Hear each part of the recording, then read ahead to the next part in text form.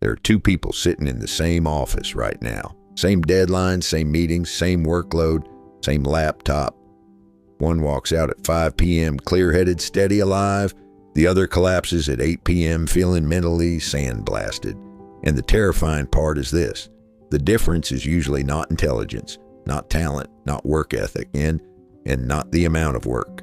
An executive named Henry L. Doherty made an observation that quietly explains modern workplace exhaustion better than most productivity books ever written.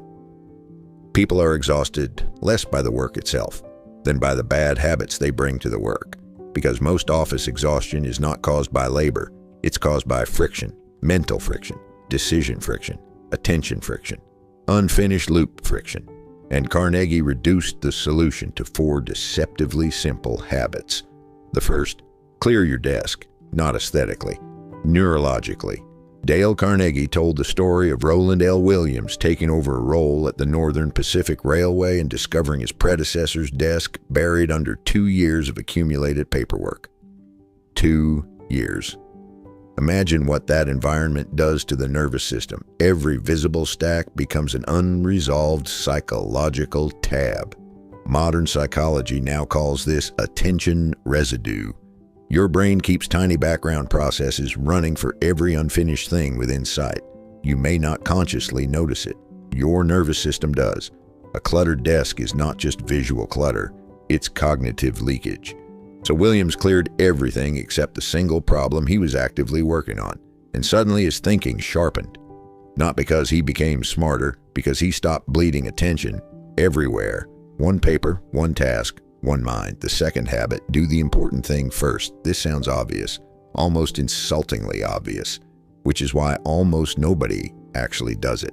Most people begin the day with low-resistance tasks. Email, Slack, tiny replies, easy wins. It feels productive, but it's usually disguised avoidance. Charles Luckman built an extraordinary career largely because he did the hardest, highest value thing before the world scattered his attention. Morning energy is gold. Most people spend it on copper, then wonder why they feel mentally bankrupt by noon. George Bernard Shaw put it brutally, if a man is to live, he must do the most important task at the most important time. Your nervous system knows when you're avoiding the real thing. That hidden tension exhausts you more than the task itself would have. The third habit, decide now. Every unresolved decision became another dangling mental hook, and dangling hooks drain energy. A decision postponed is not neutral. It continues occupying mental space, quietly, constantly. Modern psychology calls this decision fatigue. Open loops consume bandwidth.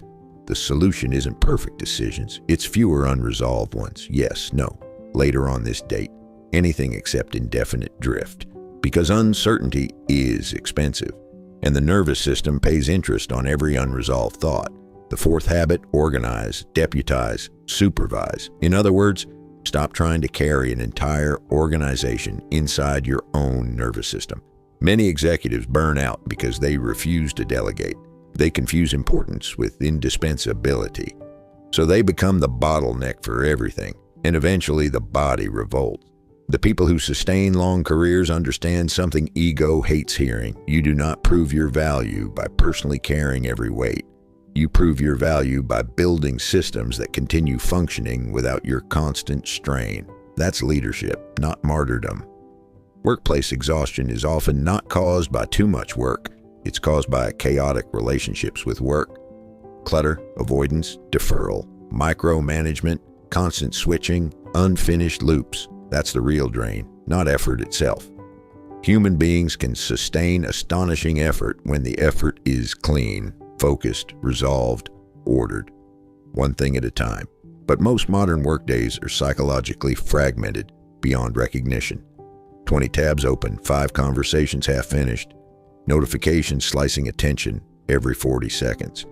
Tiny unresolved decisions accumulating like static electricity in the nervous system. Then people conclude, I'm overwhelmed, maybe. But often the deeper truth is this. Your attention has become overcrowded, and overcrowded attention feels exactly like exhaustion. So tomorrow morning, try something radical. Clear the desk completely, pick the one important task, Do it before email. Resolve one deferred decision immediately. Delegate one thing you should not still be carrying. That's it. No app, no productivity system, no life hack aesthetic. Just 4 habits, repeated quietly until your evenings return to you. Because maybe productivity was never about squeezing more out of yourself. Maybe it was about removing the unnecessary friction that was exhausting you the entire time.